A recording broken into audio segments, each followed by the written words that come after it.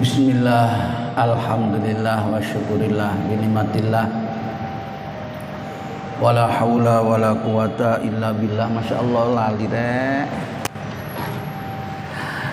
wong tua ngeten iki.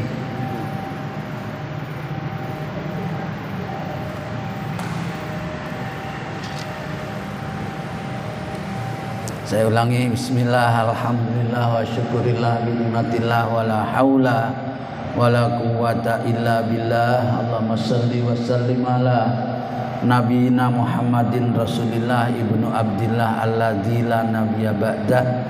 Qala ta'ala a'udzu billahi minasyaitonir rajim.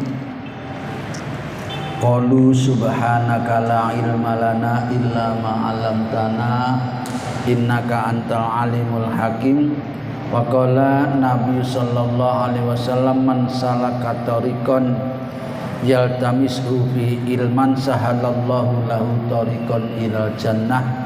Sadaqallahul adzim wa sadaqa nabiyul karim.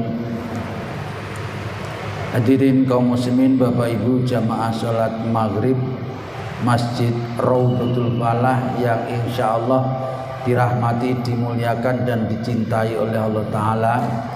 Puji syukur kita haturkan kehadirat Allah. Mudah-mudahan seluruh rangkaian ibadah kita selalu diridhoi dan diterima oleh Allah Ta'ala, dapat mengantarkan nanti saatnya kita kembali ke hadirat Allah betul-betul dibaringi mati dalam keadaan husnul khotimah, jauh daripada su'ul khotimah. Amin ya rabbal alamin. Salawat salam kita aturkan kepada baginda junjungan kita, panutan kita, Nabi Agung Muhammad sallallahu alaihi wasallam yang sudah banyak memberikan uswah, tuntunan, teladan, contoh-contoh kepada kita. Mudah-mudahan kita bisa mengamalkan sebaik-baiknya sesuai kemampuan kita, sehingga di dunia ini kita betul-betul diakui sebagai umatnya dan kelak di akhirat mendapatkan syafaatnya. Amin ya rabbal alamin.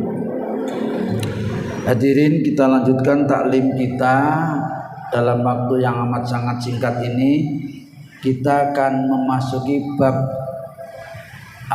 berjalan menuju masjid, langkah-langkah kaki kita menuju masjid. Namun hadirin, saya ingin mengulangi ini, kemarin tinggal satu ini belum ya, tentang sholat subuh dan sholat asar. Ini terakhir, ini hadis nomor 6 di bab ini. Jadi hadirin, ini peringatan keras untuk kita dari Rasulullah sallallahu alaihi wasallam. Qala Rasulullah sallallahu alaihi wasallam, kata Rasul, man taraka sholatal asri. Nggih, hati-hati nggih. Sing sapa wonge ninggalno salat asar, ninggalno niku berarti gak nglakoni. Faqat habita amaluhu, maka amalnya hangus. Ninggalno salat asar niku bisa menghapus amalnya.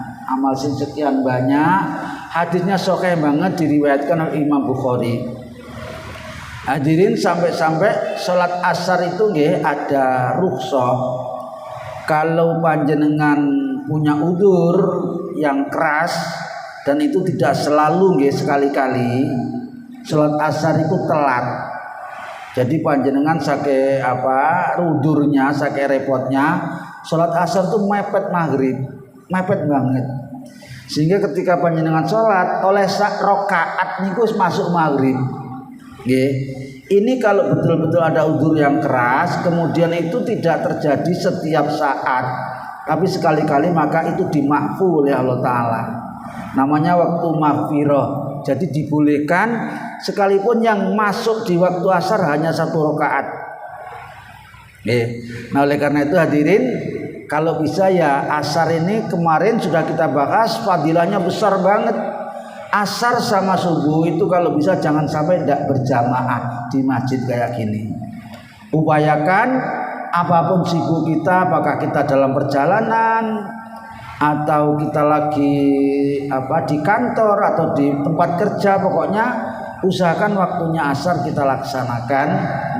Syukur kalau berjamaah bersama-sama di masjid. Kalau enggak ya berjamaah di tempat kerja atau di kantornya saja, enggak apa-apa. Yang penting usahakan berjamaah sholat asar sama sholat subuh itu. Kenapa? Karena ini fadilahnya besar banget. sholat asar dan subuh itu, dan kalau sampai ditinggalkan maka hangus amalnya.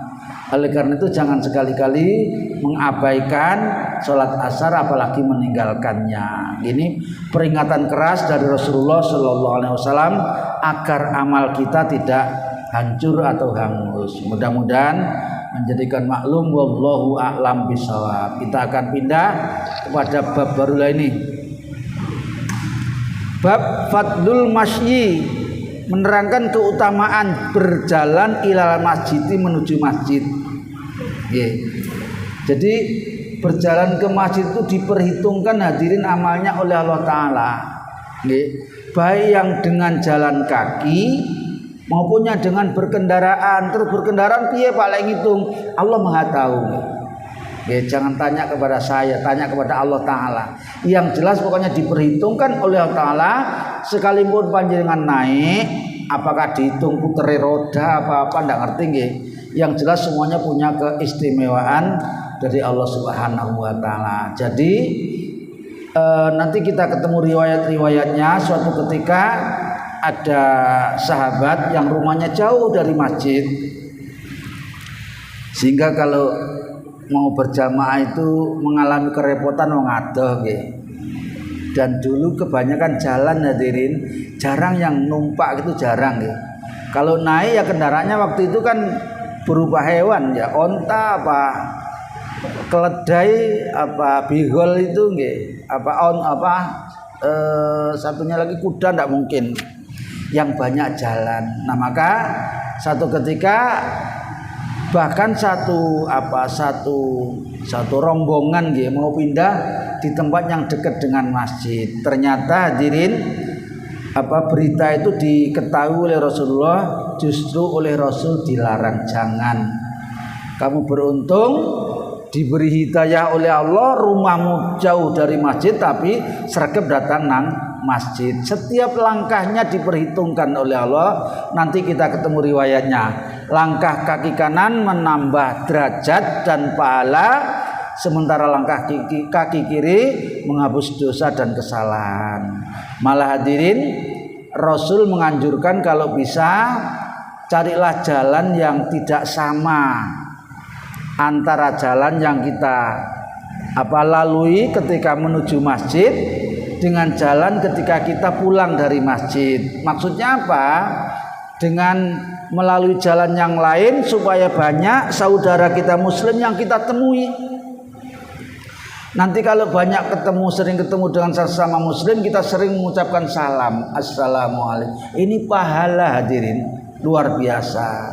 Apalagi kalau sesama jenis dengan berjabat tangan, ini juga punya keistimewaan. Orang yang berjabat tangan itu sebelum berpisah keduanya oleh para malaikat didoakan kepada Allah Ta'ala supaya diampuni dosanya dan dirahmati oleh Allah Ta'ala. Ini luar biasa orang yang berjabat tangan itu. Maka hadirin, sering-sering kita berjabat tangan, asal jangan di waktu yang dilarang.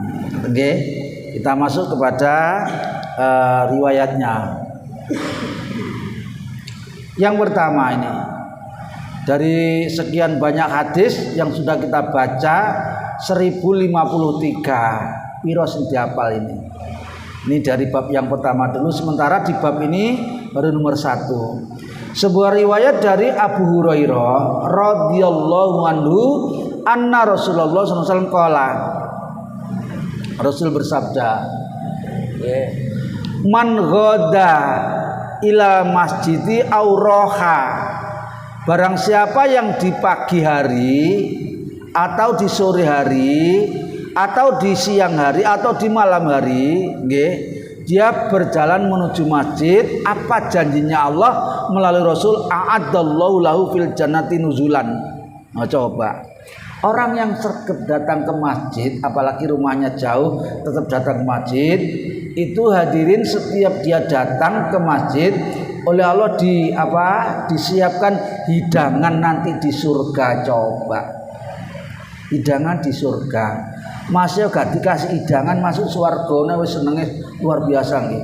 Ini wis di swarga diberi hidangan oleh Allah Ta'ala yang tidak sama dengan di tempat lain hidangannya di surga itu.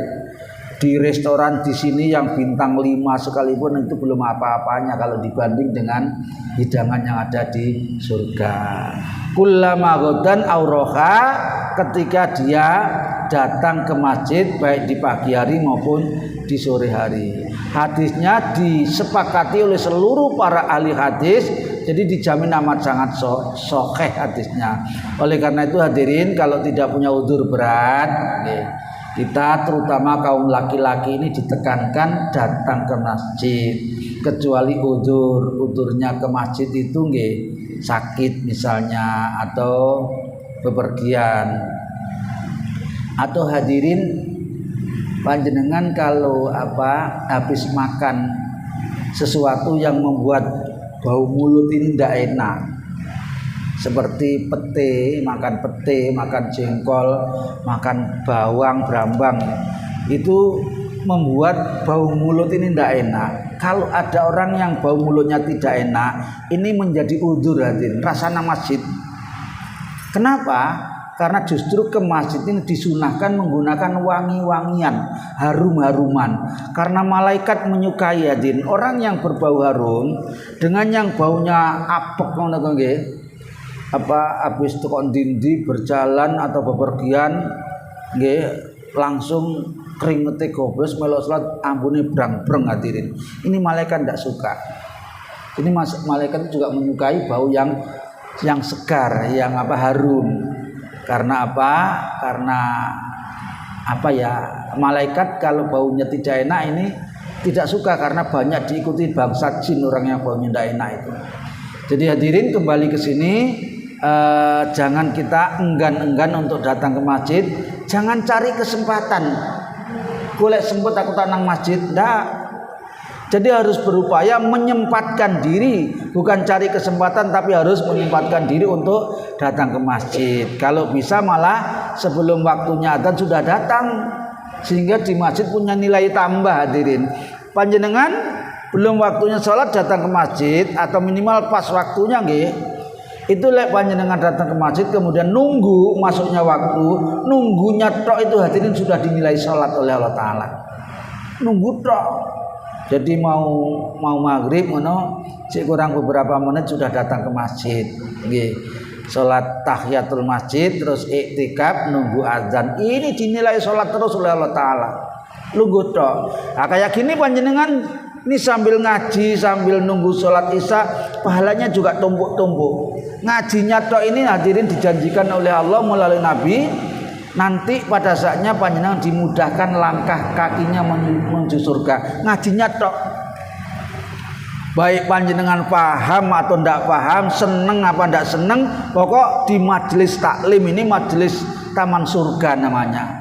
Sehingga nanti orang yang gemar di majelis taklim, seperti hadis yang sering kita baca itu, nanti dimudahkan langkah kakinya menuju surga Allah Subhanahu. Ngajinya apalagi juga sekaligus nunggu waktu sholat, ini juga dinilai oleh Allah sebagai orang yang sholat terus menerus. Jadi panjenengan double pahalanya selama panjenengan tidak batal wudhunya. Nah kalau batal ya cepat wudhu lagi, terus duduk lagi di sini.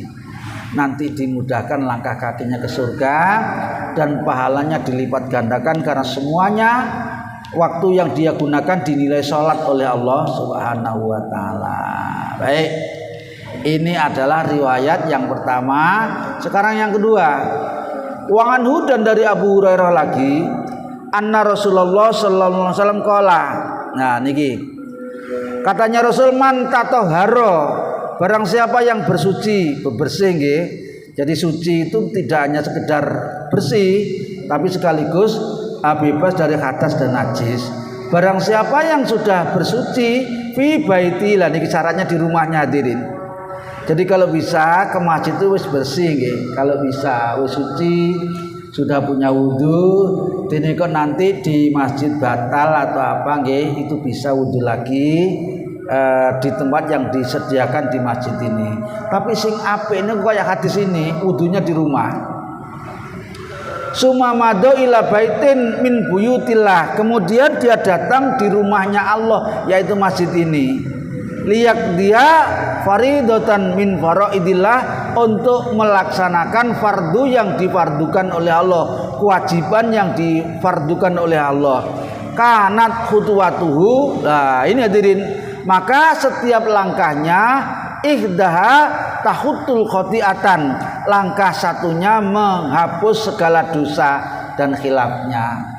Panjenengan melaku langkah kaki kirinya itu menghapus dosa hadirin.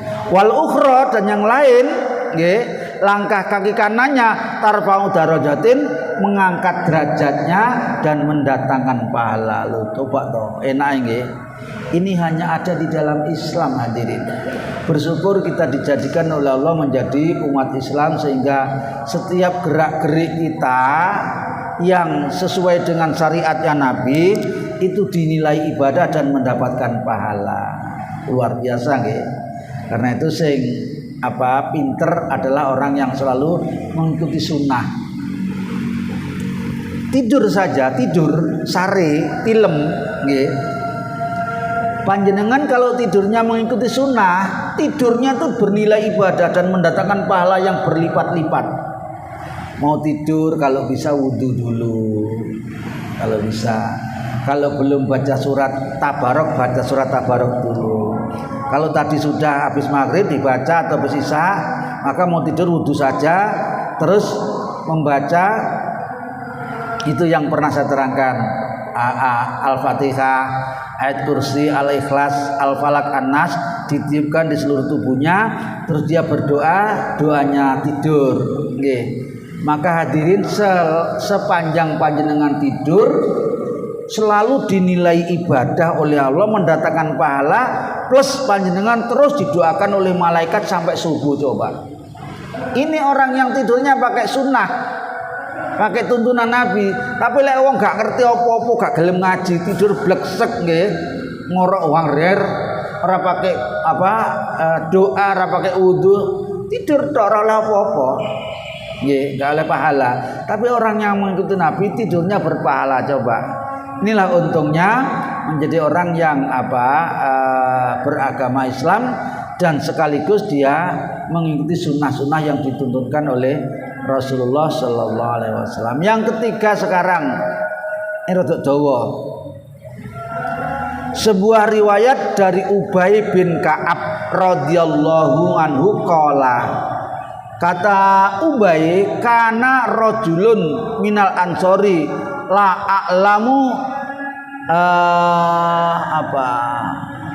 akhadan ab'ada minal masjidi minhu wa kana la tu'ti'u sholatun faqila lahu lawis taroita khimaron tarkabuhu. Nah ini gini, ini ada salah seorang laki-laki dari sahabat Ansor. Sahabat Ansor itu sahabat yang asli Madinah, yang ketika Rasulullah hijrah ke Madinah dengan para sahabat dari Mekah itu dia sebagai penolong.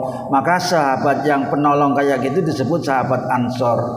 Dia ini hadirin rumahnya rumahnya jauh dari masjid. Katanya Ubay, la a'lamu ahadan ab'ada minal masjid. Aku ndak melihat orang yang lebih jauh rumahnya daripada orang laki-laki Ansor ini. Ini laki-laki Ansor rumahnya jauh banget, ra ono sing lebih adoh daripada dia. Tapi dia tidak pernah absen berjamaah. Coba omahe adoh lho. Awak dhewe niki gak pate adoh. Kendaraan saya enek, tekok masjid no sih, oke alasannya enek, repot sih ono tamu sih, lah wis, gitu durung adus, gak niat aja nih, gitu. Kalau niat ya kayak ini, kayak laki-laki Ansor ini. Kita lanjutkan, ini sudah terusannya. Fidul ma'in wa firromdoi kola. Katanya para sahabat yang lain, Mbok iyo kamu itu beli khimar. Khimar itu kendaraan seperti kuda itu loh, yang di sini zebra, seperti zebra itu. Bigol, khimar bigol kalau di Arab istilahnya. Kamu buat beli itu supaya kalau kamu datang ke masjid tidak terlalu repot, tidak payah, dan kalau gelap kamu akan mudah. Kalau panas tidak kepanasan. Ini katanya sahabat yang lain. Kala ketika orang itu diilingno kongon tuku kendaraan tadi itu, ma yasurruni an manzili ila ila jambil masjidi ini uridu an yaktubali mamsaya ilal masjidi. Katanya laki-laki Ansor tadi itu, aku lebih suka jalan kaki katanya daripada naik kendaraan. Kenapa? Karena dengan berjalan itu adalah apa ya, merasakan apa susahnya, merasakan repot, merasakan capek. Semua itu dinilai oleh Allah Subhanahu wa taala, dia lebih suka jalan kaki daripada dia menggunakan kendaraan untuk datang kepada masjid, baik pulangnya maupun berangkatnya. Idza rajatu ila faqala Rasulullah SAW qad jama'allahu laka dzalika kullu. Katanya Rasul mendengar jawabannya laki-laki tadi itu, Allah telah menggabungkan seluruh kebaikanmu. Coba. Jadi kebaikannya dikumpulkan, nanti di akhirat diganti oleh Allah Ta'ala dengan apa, tempat yang istimewa di surga. Melakuni repot yo dihargai oleh Allah, panasnya atau kalau malam yo capeknya, gelapnya. Jadi dia tidak melangkahkan, tidak menaik kendaraan, tapi terus melangkahkan kakinya, maka semuanya dikumpulkan pahalanya oleh Allah dan nanti di akhirat diberikan ketika dia sudah berada di surga. Luar biasa gitu.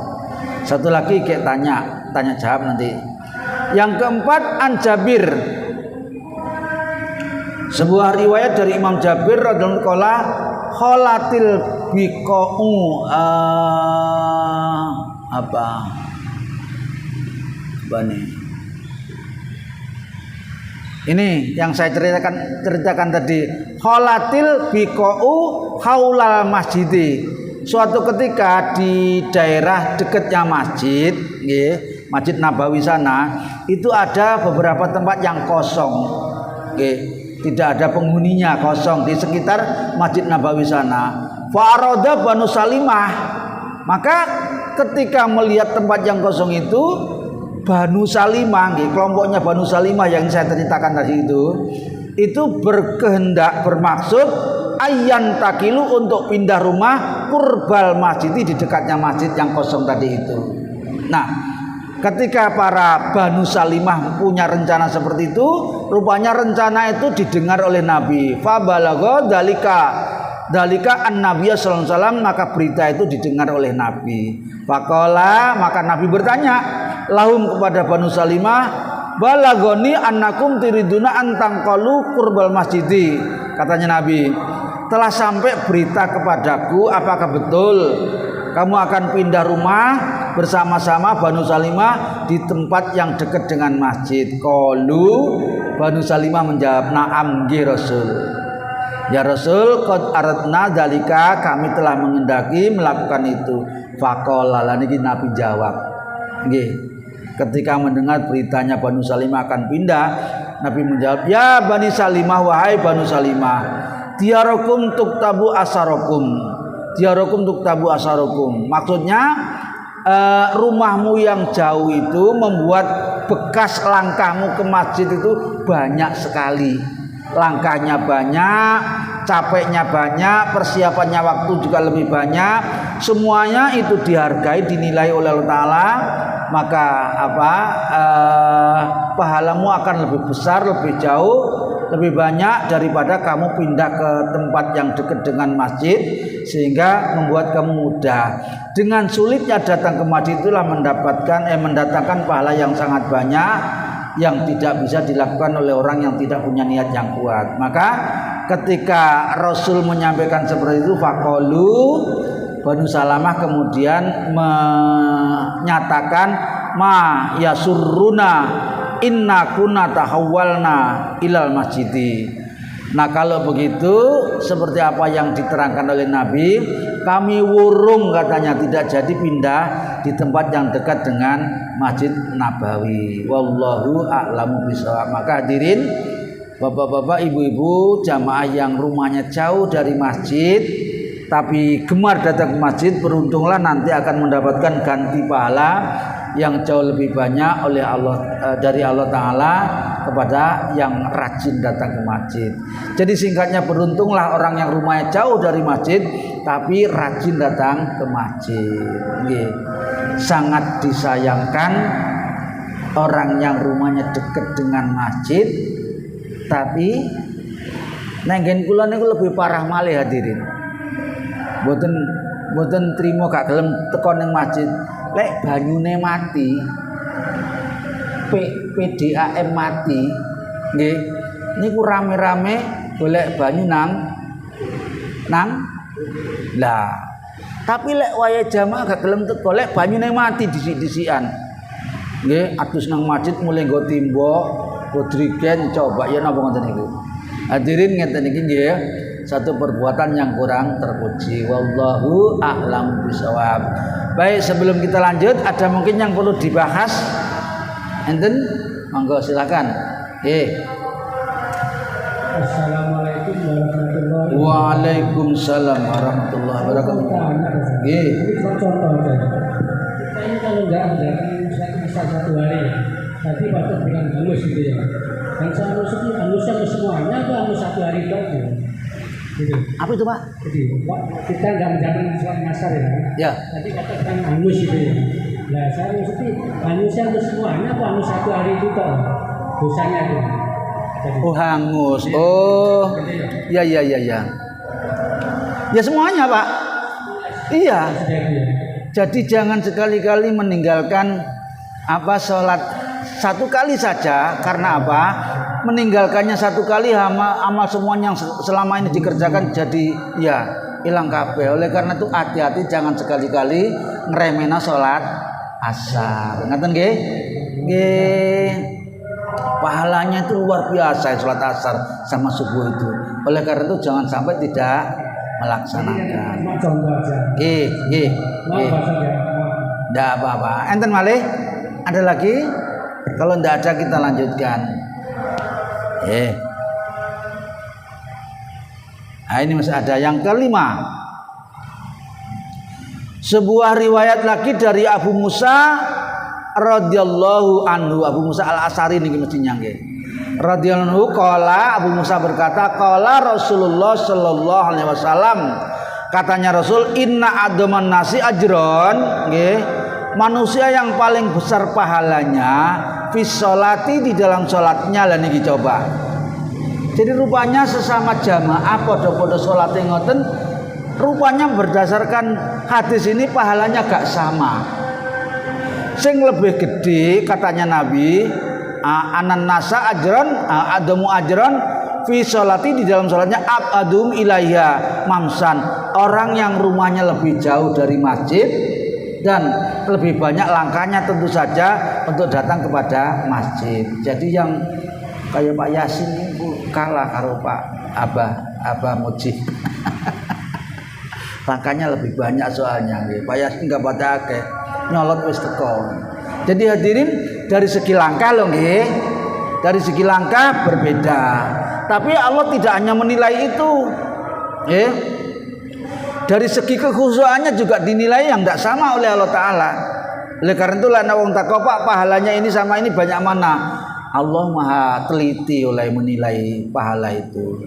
Jadi tidak hanya tempatnya jauh apa dekat, terus apa ya pakaiannya bagus apa enggak, masih dinilai juga oleh Allah bagaimana hatinya, kekhusyuannya bagaimana, khusyuknya dinilai, kemudian ketulusannya, keikhlasannya juga dinilai oleh Allah Ta'ala. Maka hadirin yang dirahmati Allah Ta'ala, ada ulama itu yang kalau disuruh jadi imam tidak mau.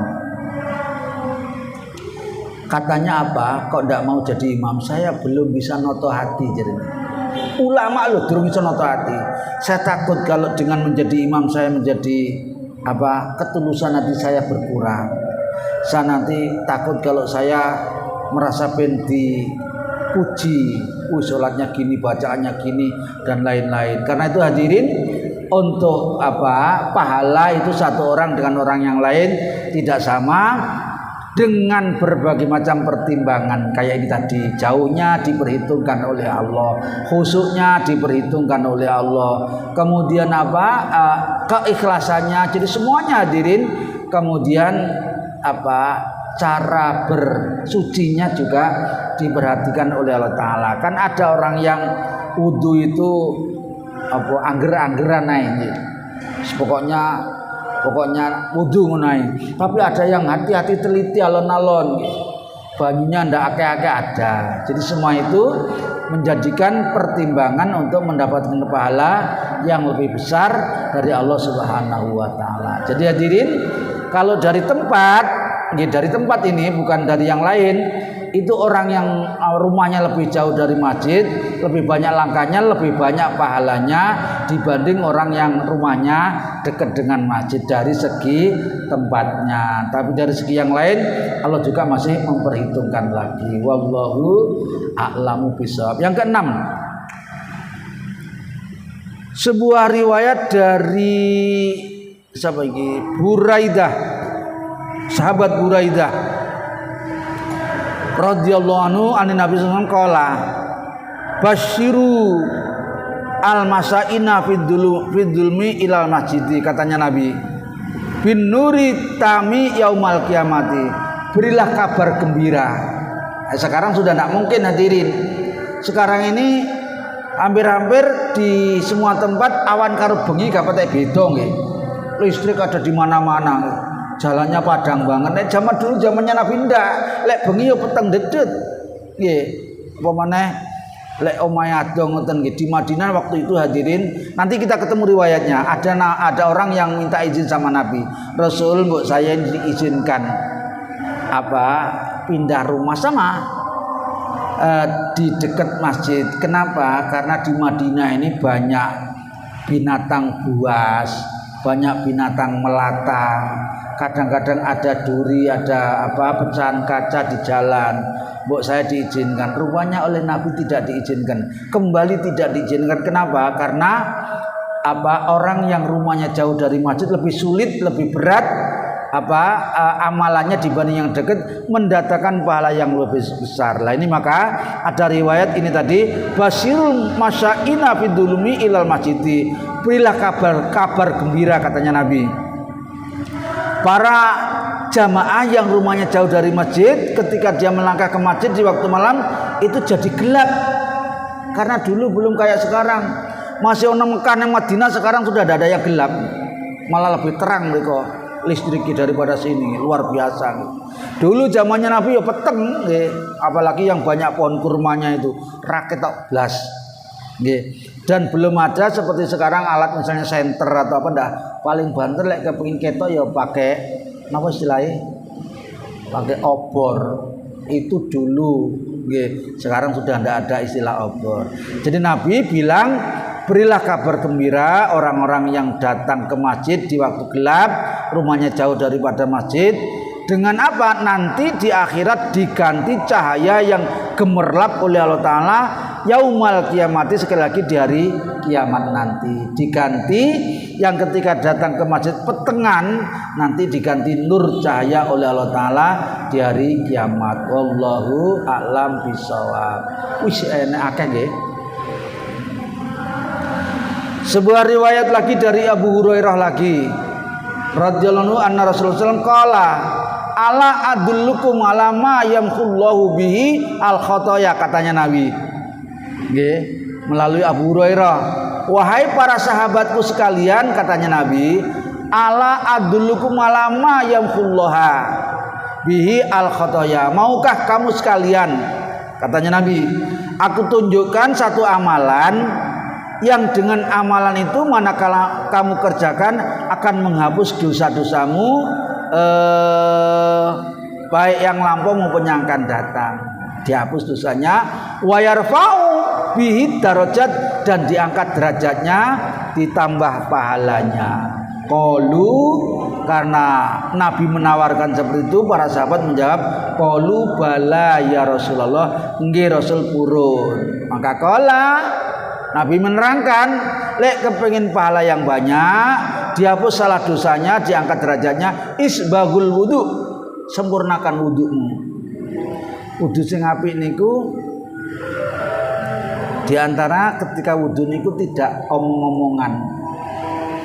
Omong-omongan itu boleh, tidak membatalkan wudu, tapi mengurangi fadilahnya wudu. Nggih. Kemudian penuhi syarat-syarat seperti yang dulu telah kita pelajari itu. Isbagul wudu ala makarihi, Sempurnakanlah wudhu ketika kamu merasa berat wudhu. Misalnya badan lagi badan lagi ndak enak, waktu sangat dingin. Ini kan kita enggan wudhu, maka tetap sempurnakan wudhumu seperti itu. Wa kasratul khata, dan banyakkanlah langkah kaki ilal masjid, ke masjid. Wang tadir sholat, dan menunggu waktunya sholat kayak gini nih, menunggu waktunya sholat. Ba'da sholati, ini waktunya menunggu waktunya sholat isya. Ba'da sholati, setelah sholat maghrib. Fadalikumur ribat, yang itu adalah dinilai sebagai ribat. Fadalikumur ribat, sampai 2 kali Rasul mengatakan. Hadirin, ribat itu adalah amalan penjaga perbatasan negara.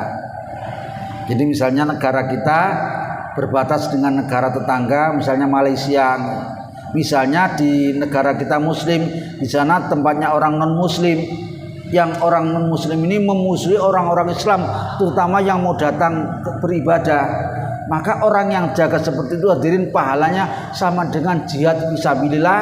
Kalau dia mati, matinya mati syahid, langsung surga. Nah, orang yang kayak gini tadi menyempurnakan wudhunya, baik ketika dia lapang maupun susah, kemudian memperbanyak langkah kakinya, kemudian menunggu waktunya sholat, itu adalah sama dengan orang yang menjaga perbatasan antar satu negara dengan negara yang lain. Wallahu a'lamu bishawab. Mohon maaf manakala ada yang kurang berkenan. Waktunya sudah habis. Insya Allah kita lanjutkan pada pertemuan yang akan datang. Subhanakallahumma wa bihamdika asyhadu an la ilaha illa anta astaghfiruka wa atubu ilaik. Wassalamualaikum warahmatullahi wabarakatuh.